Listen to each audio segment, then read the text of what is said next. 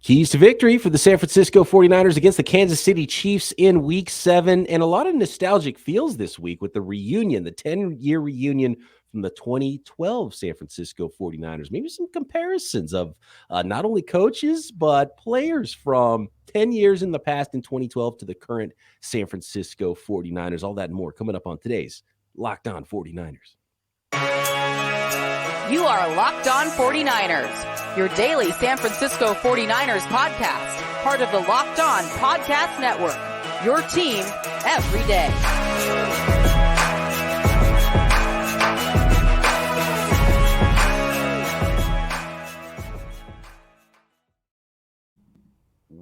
Welcome to Locked On 49ers. Brian Peacock alongside Eric Crocker at BD Peacock at Eric_Crocker on Twitter. Thanks for making us your first listen on the Locked On Podcast Network, your team every day. Today's episode is brought to you by BetOnline. BetOnline has you covered this season with more props, odds, and lines than ever before. BetOnline, where the game starts. A lot of feels this week, Croc. Not only the rematch of Super Bowl 54 with the Kansas City Chiefs coming to Santa Clara, but a bunch of other folks coming to Santa Clara. According to Tim Kawakami, former 49ers head coach Jim Harbaugh will be there. Both quarterback Colin Kaepernick and Alex Smith have been invited. We don't know exactly who's going to show up here, but should see some names like Justin Smith, Patrick Willis, Navarro Bowman, former defensive coordinator, maybe future defensive coordinator Vic Fangio, even Alden Smith has been invited to attend. So we'll see who all is there. I'm sure there's going to be a whole bunch more as well. It's going to be fun to see all those folks and kind of reminisce on that 2012 team. Such an interesting era of San Francisco 49ers football. Well, I have a question for you, Peacock. Okay. And this question is, why are they honoring that team? Well, if you wait to honor a Super Bowl winning team, you never get to honor anybody. Okay. This is the best. This is your only shot. Like, how many years are you going to wait to honor somebody if you have to wait for the team that wins the Super Bowl? So, yeah, but I get it. That's a good question. But it's time. 10 years. This is a good team. They had some good runs. So why not bring some folks back? And they were good. Alex Smith, with everything he's gone through, Colin Kaepernick, I feel like those guys bring the house down when they come out, right? Even Jim Harbaugh, because everyone loved him, then kind of hated him. Do they love him again? Do some people still hate him? He's a really interesting guy. I think everybody, especially in the moment, you go through these ups and downs, and me included. And we've had a wave of emotions about Kyle Shanahan and the job that he's doing with the 49ers. Things have been up and down, and you try not to hit the panic button. You give him the benefit of the doubt, but we're 6 years in. He's still under 500 as a coach. And again, I understand the context, but I say all that to say there's always this wave of emotions. And I think that's the same thing that has happened with our man, Jim Harbaugh, and during his time there. And now you look back on it and it's like, it wasn't that bad. I think that last year was so bad just because I feel like everyone but the fans knew, hey, this is literally coming to an end. And I think the players felt it. I think it rubbed off on everybody in the locker room, and they had their worst year, which was still an 8-win team, right? But those first 3 years, remember before that last year, they were talking about Jim Harbaugh potentially being traded to the Browns. And I just thought it was BS, but I think it might have been something that was a little bit more true. Right. Yeah, they got a little tired of him pretty darn quick, Jim Harbaugh.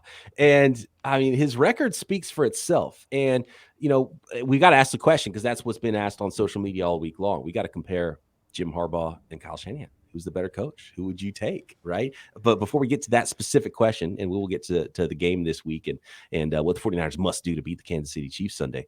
But the team that Harbaugh inherited was better than the team that Kyle Shanahan inherited, but it's not like they were winning. And you didn't realize how good they were until Harbaugh showed up. It was like, oh, damn, this team's really good. So and they weren't really good the year before, even though it's mostly all the same players. So that's where I have a question then, right? Because if we talk about, right, like you'll say, man, Alex Smith, you inherited Alex Smith, and he was really good for your team, and y'all went off and y'all rattled off 13 wins year one. But you have to acknowledge that prior to 2011, nobody wanted Alex Smith on the 49ers. Nobody wanted Alex Smith. Alex Smith got booed and they wanted to bench him for David Carr. Like that happened. They played back and forth with Alex Smith and Troy Smith or whoever it was. Like nobody wanted him. So when we talk about the team that Harbaugh inherited, he inherited a bunch of guys that is like maybe they can play, maybe they can't. You knew a couple guys could play, right? You knew Patrick Willis, he's a stud. Yeah. You knew you had him, and you knew Justin Smith, like, okay, he's a good football player, Justin Smith, whatever. You didn't know how good, but you knew, like, okay, he could play some ball. But remember, he was a tweener. He, like, played a different position when he played for the Cincinnati Bengals and put on a lot more weight. Like, he was not the same type of player. So when we talk about the team that they inherited, yes, good players, but they weren't viewed that way until Harbaugh showed up. And then he got these guys to play at a level to where now, all of a sudden, everybody's a Pro Bowler. Some of those guys didn't even play early on. Like Terrell Brown, he was like, I think he got his second contract that year, and he had started like 2 games prior to that. Next thing you know, he's starting corner for 3 straight NFC Championship games. You had, Deshaun Goldson. He barely played the first couple years. Next thing you know, he's Eric Crocker's favorite player on the team. And he's an all-pro, and he's getting 6 picks in the season. So, yes, inherited good players that nobody knew they were good. So how much credit do you give to just, this roster's stacked, as opposed to Jim and his coaching staff and Fangio and those guys deserve a lot more credit for what they did with that roster than what they're getting. Well, I will say it would have been very unlikely for Jim Harbaugh to win a bunch of games with the roster that Kyle Shanahan inherited. So I think that's the difference. It wasn't so much that they won more, but the same thing happened with Shanahan in. Do you remember 2019? Like one of the biggest things for me, the team after 2018, it was like, okay, you got Garoppolo, he got hurt. And it's like they're drafting a punter in the 4th round. I was like, you guys a punter away? You guys really think your roster's this good? And all of a sudden, it's like, oh, they are good. They went to the Super Bowl in 2019. Like I didn't expect that, right? Once he kind of got some pieces, then he had it going. And it took a couple years, but I don't think you could argue that the 2017 roster was better or as nearly as good as the 2011 roster that Harbaugh took. I don't think that you can say that because of how they tore it down and they added a bunch of guys. But I will say this, and people forget this: that team won 6 games. 2017, they won 6 games. There was a stretch where they lost like 5 straight games by 3 or less points. So if Harbaugh is 3 or more points better as a coach than Shanahan and getting the most out of those players or whatever it is, then we're talking about a potential 11-win team. You could say that, I think, if Garoppolo's there all year, because then there's your Alex Smith comparison. But like Jim Harbaugh wasn't going to go win 11 games with rookie CJ Beathard and Brian Hoyer. Well, Jim Harbaugh would have went into that season with Colin Kaepernick. That's true.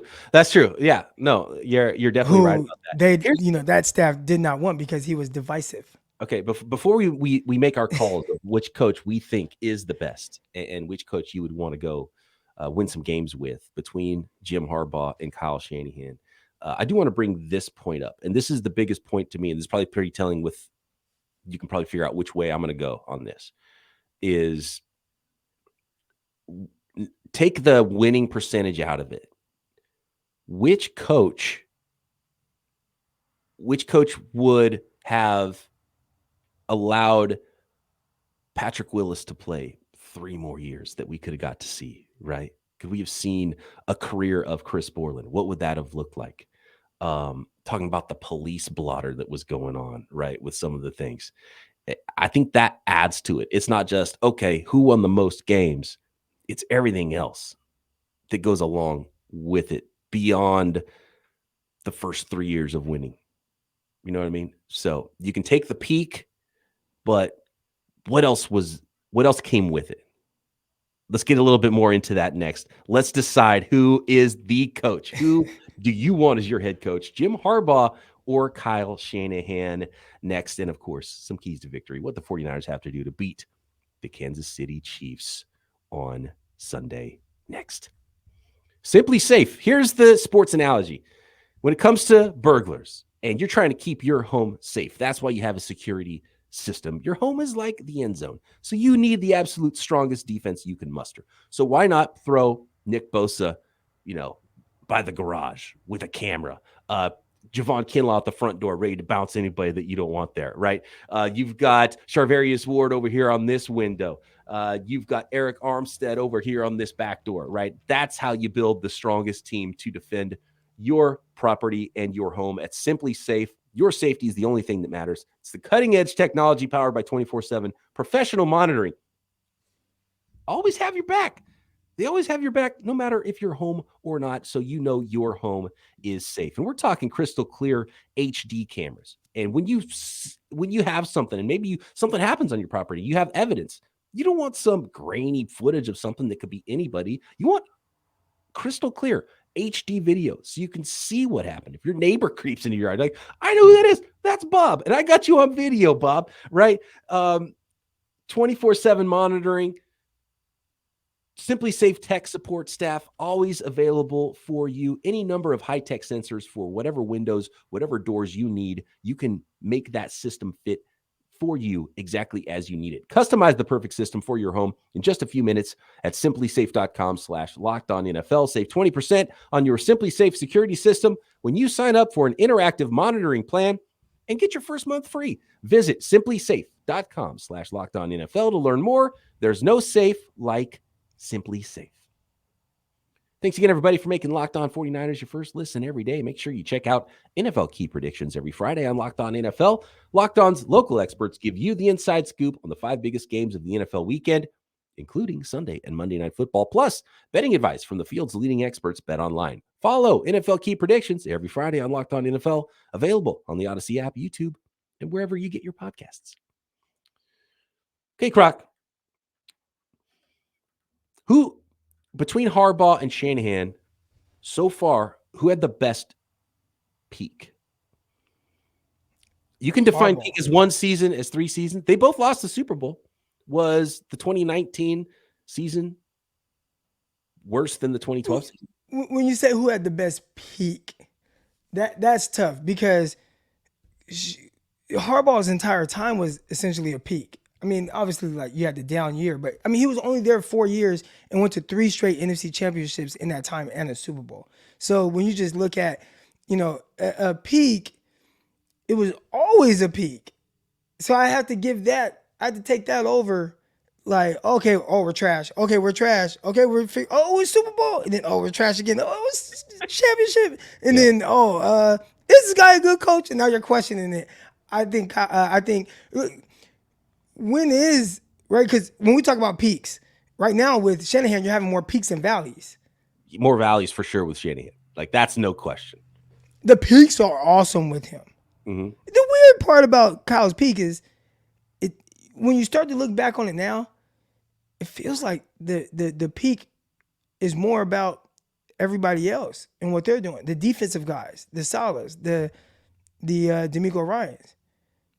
And not so much the part that you control the most. Where with Harbaugh, even though, he seems like an offensive guy, he was the CEO. He wasn't calling plays on the offense or defense, or he called plays, but didn't call like first down, but it was kind of weird stuff. But it was more so of, I'm going to get these guys ready to play football. And that's my job. And I think he did a better job of that than what Kyle does at his job. Yeah, I think Jim Harbaugh really, especially initially, really instills confidence in his players.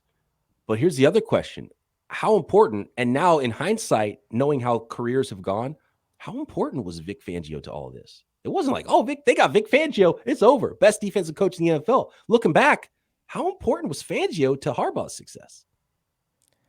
I think he was very important, but Harbaugh at Michigan has had very similar success. Like, his teams are good.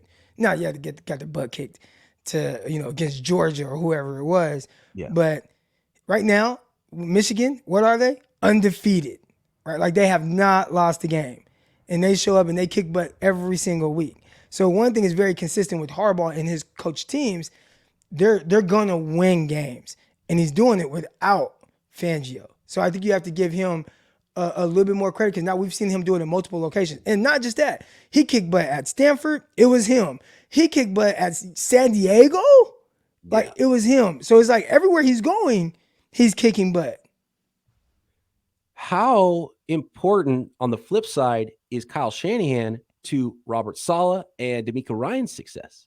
Like, should Kyle Shanahan be should he be a defensive coordinator? At this point, it's like, what's going on? The whole Shanahan thing is starting to get pretty weird. And I would say if you polled 49ers fans, if we asked this question in the offseason, I think Shanahan might win in a landslide. I think Shanahan right now, if you poll the fans, I think you would get more people voting for Harbaugh than any time since probably pre-Super Bowl, maybe. Right. I know my guy Grant Cohn has said all along, oh, Robert Saleh is the best coach on his team. And then now it's D'Amico Ryan's the best coach on his team. And he gets a lot of pushback. But I'd say this. This is where I give Kyle Shanahan a lot of props. I think he is an amazing talent and evaluator. From the coaching staff to the players, I think he evaluates people that can help him extremely well. I would push back on the player side of that. I think he's got strengths and weaknesses. I think he's missed a lot and forced some really bad front office moves. I think he's awesome coach evaluator and coach developer. I think that's clear. I think it's he might be the best, right? Now that we know 6 years in, I think that's probably his biggest superpower is his ability to get other coaches in. And they've lost, and that's one of the things this year nobody really talks about is how many coaches Shanahan has lost now. Right. He's about to lose another head coach, another guy to being head coach. I think with the players, because it sounds like he puts the 53 man that's his. Yeah, right? I mean he's got final say on everything. So at the end with the roster the way it is, like heading into this year, the way it was constructed, you look at it on paper, oh, it's a top 5 roster. So I think you do have to say that he's a good talent evaluator. Now, whose fault is it that they're not playing to the standard of which we think they can? And you can't even blame him on defense. It's really like offense, and that's his baby. But the players are right. So if he loved Deebo Samuel and Ayuk and George Kittle and Kyle Juszczyk bringing him in, he's got those right. Like those are the right players. You're just not getting the consistent production out of it, and as it pertains to wins, at least this year, that you would like to see. That's tough because Bosa is so important. He was like the only pick to be made. That was easy. Pick too. Yeah. Like it's not like some great scouting job by anybody. Like that was the pick. And I was like, other people are like, maybe you take Josh Allen there or some other. Like you take Nick Bosa. Period. Like that's it. There's no discussion. Nick Bosa is the pick. And I kind of thought maybe Quentin Williams because I was envisioning Quentin Williams next to DeForest Buckner. I thought Quentin Williams is good, but I didn't think there was really a comparison between Bosa to Quentin. It was clearly Bosa, and I think every team except for the Cardinals, and if Cardinals were 2 and someone else took Kyler Murray 1, Cardinals would have taken Bosa at 2. So I think 32 teams would have been in agreement on Bosa being the guy. That was an easy pick, so it's hard. They didn't screw it up, so good job. But and then is Kyle Shanahan the point man on 5th round picks?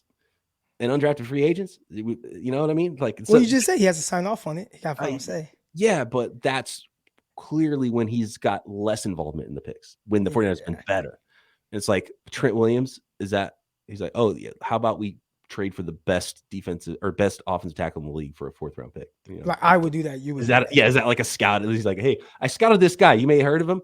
Plays in Washington. His name's Trent Williams. Have you guys heard of this guy? You know what I mean? It's like, it's not. And Trent Williams was like, well, I want to go play for Kyle. Just 2 of the best defensive players on the 49ers right now. And through this whole Shanahan journey of 6 years is Eric Armstead and Jimmy Ward, who were like the only 2 players left from the old regime. Right. Well, and I give him some credit for keeping them when everyone else, fans included, were like, get these guys off the team. They can't stay healthy, which right now they're both hurt. So, but it's like they can't stay healthy. And now we look at them like Eric Armstead, please hurry back, damn good football player. Jimmy Ward, please hurry back, damn good football player, right? You also, the reason that teams are so close to the vest when it comes to the draft and don't talk about stuff is because you don't want people to come back and be like, you said Brandon Ayuk is the best receiver in the draft. You shouldn't say that on record. even if you believe it, just because it's very unlikely that that's going to be the case. And Brandon Ayuk's fine. This isn't to say Brandon Ayuk's a bad player. Brandon Ayuk had a breakout game where he had 8 catches and 80 yards. Now it was 2 touchdowns, but to me that just, when we start talking about just the standards of the offense and how where I'm seeing tweets and it's like Brandon Ayuk's breakout game, 8 catches, 80 yards, 2 touchdowns, and I'm like, yeah, like 83 yards. That's the high water mark here. Yeah. No, I get that.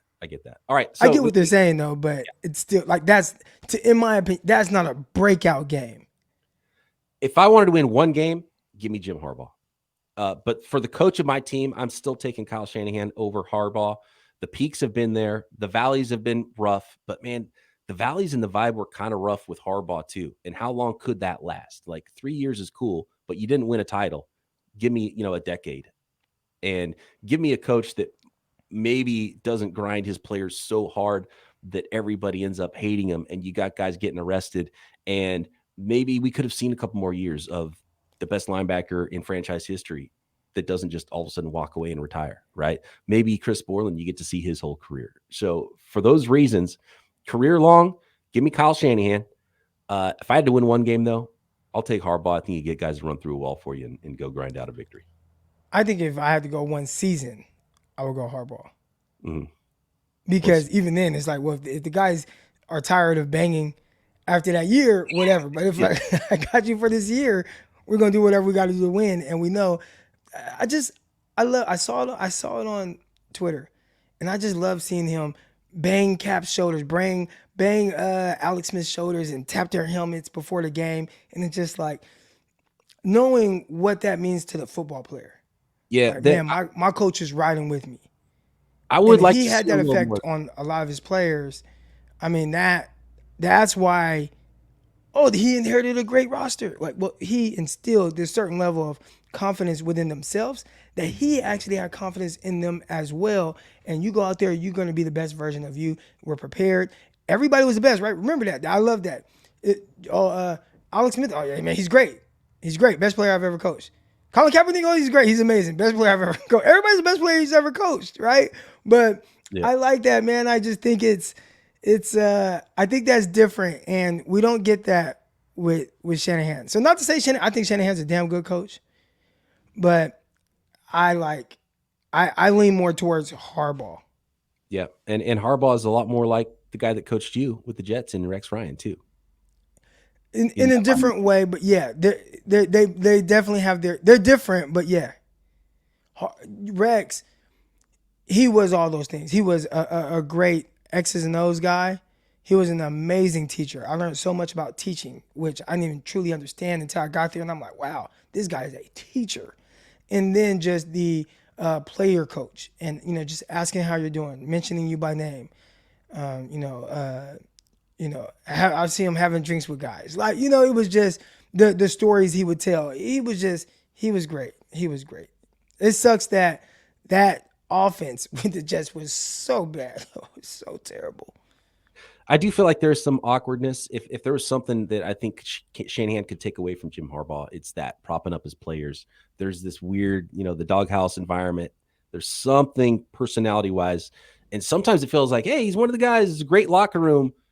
But there still seems like there's something missing. I think he could probably take that from Jim Harbaugh. Maybe that would take his coaching to the next level. 100%. But he can't help it. He's like his dad. Which his dad, what he went 2 Super Bowls? So, it's not like it's a bad thing. And, listen, we are nitpicking here. These are 2 guys who have had a decent amount of success with the 49ers and not like this 10-year span, right? So you're nitpicking at things that you like and don't like, or et cetera. But I think overall, I definitely appreciate both of these guys for what they've done with the 49ers and both of them for bringing the 49ers out of really dark places. All right, next, what things do the 49ers have to do to beat the Kansas City Chiefs in Week 7? And if you want to bet on this game or any others in the NFL all season long, tons of props, Super Bowl champion, 49ers dropped again to about 16-1 odds that you could get on if you still like those 49ers this year at BetOnline. BetOnline.net is your number one source for football betting and the start of the new basketball season. NBA going. It's fun to see the Warriors beat down the the Los Angeles Lakers that are now probably going to have a really long season, unfortunately, for my co-host. Find all the latest player developments, team matchups, news, podcasts, in-depth analysis on every single game, no matter the sport. BetOnline remains your continued source for sports wagering information to be informed on those wagers, live betting up to the minute, scores for every sport out there. So get over to the website today or use your mobile device to learn more about all the trends and all the action at BetOnline, where the game starts. So National Tight Ends Day this weekend, Croc. Travis Kelce's going to be out there. How about this quick question, though? This hit me last night. Would you take George Kittle and whoever else, or the combination of 2012 tight ends, Vernon Davis and Delanie Walker? Oh, man. I'm going with Vernon Davis and Delanie Walker. And this is not a hindsight. Listen, I love Kittle.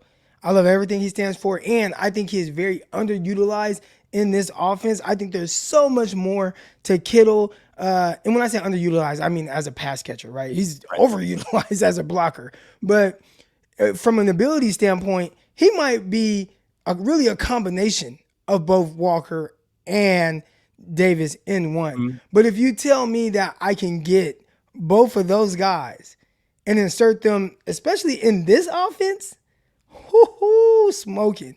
That would be, I'd take those two guys. Vernon Davis could hit the seam. He had no wiggle, but man, he could hit the seam. He was fast, and he was a pretty good blocker. He was a strong guy. And then Delanie was the opposite. He had that smoothness to him. He could move around. He wasn't the biggest guy, but mismatch. He was a receiver. He was a receiver in college. He was a wide receiver in college. He was a kick returner in college. And he was a kick returner for the 49ers. Think about how Kyle Shanahan would utilize him, move him around, H-back type stuff, right? That would be like Kyle Juszczyk on steroids, because he was an H-back. Originally, Delanie Walker wore number 46. He was basically the Chris Cooley of this offense. They motioned him, he was in the backfield, and then he started to kind of transition into a little bit more of a traditional tight end, but not even. He wasn't really a traditional tight end until he put on number 82 for the Tennessee Titans and started going to all these Pro Bowls. Yeah, exactly. Yeah. That was the first time. For the 49ers, he was kind of just this fullback, kind of a tight end, but we could split him out. And, by the way, go return some kicks in the pinch. Really unique player. That's key to number one for me, though. Get George Kittle involved early and then keep throwing it to him. Not just the first drive, right? Keep it going. He is too good of a weapon. 49ers have not used him enough. Let's go let George Kittle go win National Tight Ends Day. George Kittle, key number one for me for the 49ers. Blocking game, but especially the passing game. Let's get him involved. I think for me, key number one, and this is probably going to contradict a lot of my feelings on kind of the passing game and whatnot, but I think it's established the run game. The run game has been very hit and miss, and the Kansas City Chiefs, they actually have a strong run defense, but I just watched the Las Vegas Raiders go to town on that defense, running the ball with Josh Jacobs. And I look at that like, man, what could the 49ers do if they can establish a run game like that and then work their pass off of that, which is essentially what they want to do. And then we might start to see more of the offense that Eric Crocker has been complaining about, right? I've been complaining about the offense now, but if you can establish that run and then attack one of the worst pass defenses in the league, that's where I think is key number one and where the 49ers will have the most success. We touched on this yesterday with Chris Clark in the Week 7 crossover episode, but I mean, it's so important for the 49ers to get some of these players back. We don't know what's going on with Talanoa Hufanga yet with the concussion protocol. He hasn't practiced all week. Armstead, Abelcom, McGlinchey, Ward hadn't practiced early in the week, still have a chance to get out there Friday and practice kind of day to day for a lot of these guys. But it was good to see Nick Bosa on the field, Jimmy Ward in a limited fashion on the field, getting some of those guys back, especially Bosa, to take advantage of maybe one of the weak points on the outside at tackle for the Kansas City Chiefs and create some havoc. That is so important. Like, there's nothing more important to winning this game for the 49ers than getting Bosa and getting in Patrick Mahomes' face, maybe push him into some mistakes. And, Trent Williams obviously is really important for both the run and pass on the offensive side of the ball. But, man, Bosa eating. Drake Jackson came out with a little knee injury there, tied for the lead with all rookies with 3 sacks. limited participant in practice. Getting those guys out there and creating some pressure on Patrick Mahomes is so important. So that's a big one for me in this game. Patrick Mahomes, his play has been a little weird because you just see these super high moments and then these moments where it's like, oh man, they really missed Tyreek Hill. Yeah, And I've watched a decent amount of their games. I probably watched 4 out of their 6 games or whatever they played. And there are a decent amount of times where you could say he misses Hill.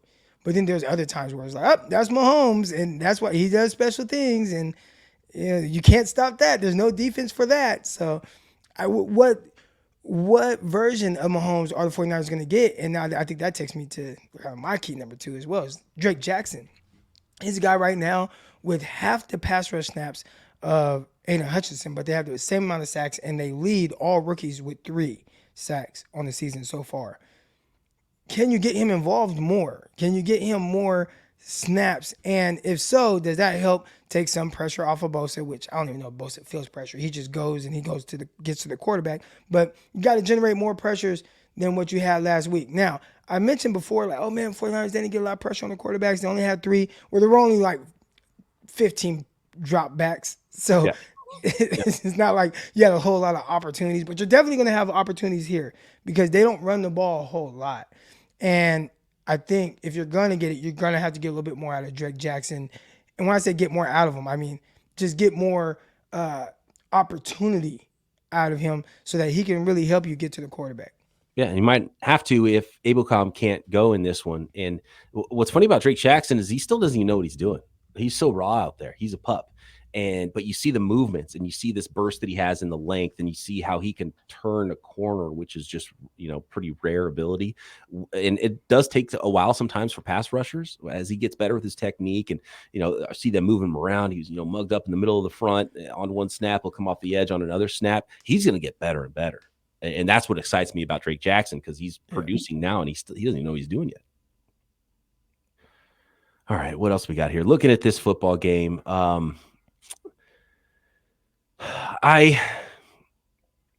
see a 2.5 point line. Did you think it was that the Chiefs would be favored by more?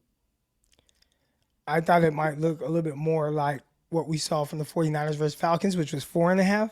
Yeah, and it ended at 4.5. It was actually started bigger. I wanted to be able to take the home dog 49ers in this game with the feels of the Super Bowl rematch and the 2012 team coming back. I think there's going to be a vibe in the stadium. And I thought maybe the bettors might be sleeping on the 49ers and getting some players back and how good that defense can be. And maybe 49ers hit a couple plays on offense that they missed on in previous weeks. But 2.5 points is kind of not enough to scare me off. I think realistically, the Chiefs are coming in as a better football team right now. And we'll see if the 49ers can put it together this week. But I've got Chiefs by a field goal. And, 2.5 points is enough. I wanted that 5.5 points. Yeah, let's go home. Underdog Niners are going to surprise some folks, and the Niners can absolutely win this football game. But yeah, they got to be healthier, and there's just too many questions right now going into this one of who's actually going to be out there for them. I'm definitely staying away from this game. That's for sure. I don't like that 2.5 points for them. I mean, if you told me they won on last second field goal, I'd believe it. I still have my biggest question mark, which is about the offense. And I think the 49ers defense will show up enough against, a team that can put up points. But can the offense kind of match that? And that's been a huge question of mine for the last few weeks. And it continues to be a question, especially after last week's performance. So if you told me you're going to get that same performance out of the 49ers, hopefully the offense is better. Hopefully you don't have a couple drops. Hopefully there's not a holding that takes back a big Ayuk play. But we're asking for a lot because right now what we've seen throughout the season is more of an inefficient offense than someone. Like, it wasn't like last week was, oh man, I can't believe this. They only scored 14 points. Like, no, they lost a game where the defense gave up 9 points. Right. Yeah, it's they got to figure something out on offense, get it more efficient, get it humming a little bit, but you could feel like it's close. If Jeff Wilson, and we know is going to be the lead back again this week, who do you give the second most carries to? Because you said one of the keys is establishing the run.